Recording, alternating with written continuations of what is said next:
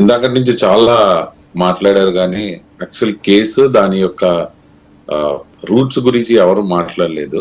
ఏదైతే నేను చెప్తా ఉన్నానో కారుమూరి నాగేశ్వరరావు గారు ఒక సుదర్శన ట్రాన్స్పోర్ట్ అనే సుదర్శన కన్స్ట్రక్షన్స్ అనే కన్స్ట్రక్షన్ కంపెనీని ట్రాన్స్పోర్ట్ సబ్లీస్ కోసం ఆయన ఎక్సైజ్ మినిస్టర్ గా ఉన్నప్పుడు పెట్టడం జరిగింది.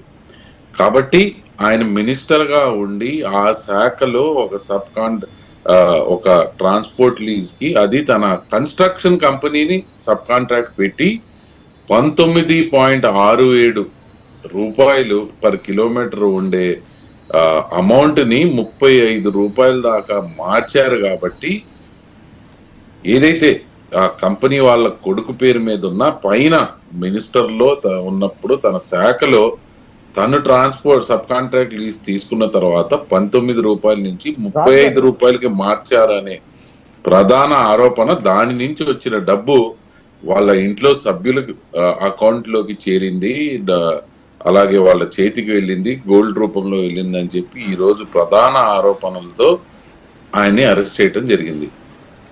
ఒకటి.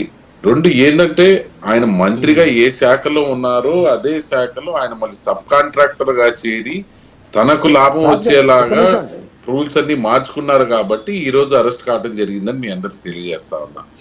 ఏదైతే ఒకసారి చూసుకుంటే వైఎస్ఆర్సీపీ పార్టీ ఎప్పుడు కుల రాజకీయం చేయటంలో ముందుండే పార్టీ. ఇంకా అందరు ప్రజలు గమనిస్తా ఉన్నారు. ఎందుకంటే ఈరోజు ఏ నాయకుడిని తిట్టించాలంటే ఆ కులం నాయకుడినే స్పెషల్ గా తీసుకొచ్చి తిట్టించగల పార్టీ వైఎస్ఆర్సీపీ పార్టీ. అలాగే మోహన్ రెడ్డి అన్న చెప్పినట్టు ఇందాక సుధాకర్ అనే వ్యక్తి ప్రజల్లో ఉన్న వ్యక్తి. ఆయన ఒక సామాన్య డాక్టరు. ఆయనకి జరిగిన అన్యాయం మీద ఒక ఎస్సీ అంటే ప్రజలుగా చూసినప్పుడు ఎస్సీ ఎస్టీ కులాల పరంగా వాళ్ళకి రావాల్సినవన్నీ చెయ్యాలి. అలాగే ఆ డ్రైవర్ చనిపోయారంటే ఆయన కూడా ఒక సామాన్య డ్రైవర్ కాబట్టి మీరు ఎస్సీ అయితే చంపేస్తారా, చంపిన వాళ్ళు ఓసీ అయితే వదిలేస్తారా అన్న దాని మీద ఆ రోజు తెలుగుదేశం పార్టీ ఖచ్చితంగా పోరాటం చేసింది. దాన్ని ఒప్పుకుంటున్నాము. ఏదైతే సమాజంలో కుల వివక్షత ఉందో దాని మీద తెలుగుదేశం పార్టీ పోరాటం చేస్తుంది.